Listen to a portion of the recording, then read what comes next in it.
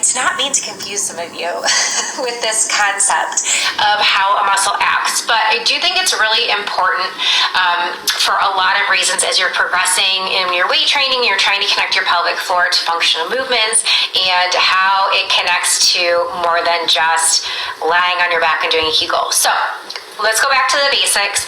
A muscle can contract, which means it's a shortening phase. So let's take a bicep curl. This is a shortening phase. If I hold it just static, that is isometric.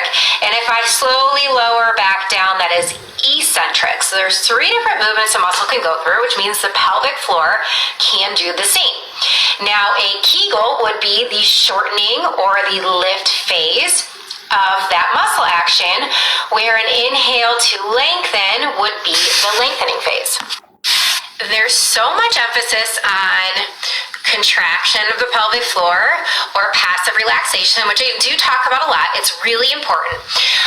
But once you gain the understanding of what relaxing the pelvic floor is in more passive, static positions like a deep squat or the adductor rock back, then being able to transfer that skill to a movement like a squat or a deadlift or a lunge, where you're going to inhale to facilitate lengthening, whereby as you're lengthening with the breath, the way the anatomy and the biomechanics of the bones move, the pelvic floor should quite literally be expanding as the sits bones move away from each other.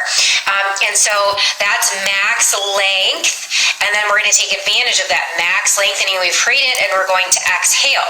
But just like you can strengthen doing a slow controlled bicep curl with weight lowering it down, so just like you can strengthen through lengthening, like a slow controlled bicep lower, you can do the same with your pelvic floor if you start to pay attention to what's happening as you maybe slowly hinge all the way back or slowly release that weight under a load down into a squat or a lunge.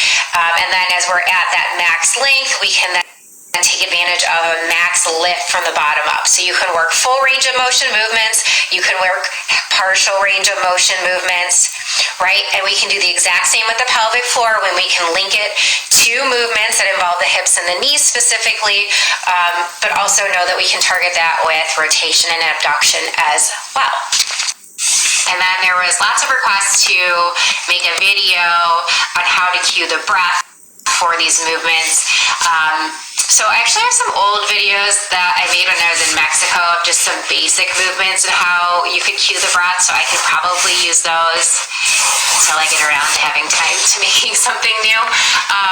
But I can definitely do that. But in general, lowering down for squat, inhale, the sits bones are moving back, we're accommodating and making space. Exhale, we're gonna lift and draw everything up and in. Same thing with a deadlift, you're gonna hinge, inhale, everything's gonna spread apart, we're widening and lengthening. I've shared lots of videos on hinging over or yoga hinge movements where we can open the posterior pelvic floor, and then you're going to exhale, lift everything up. But I can definitely work on putting a video together so you can save it and refer back to if things get confused and you need to refer back.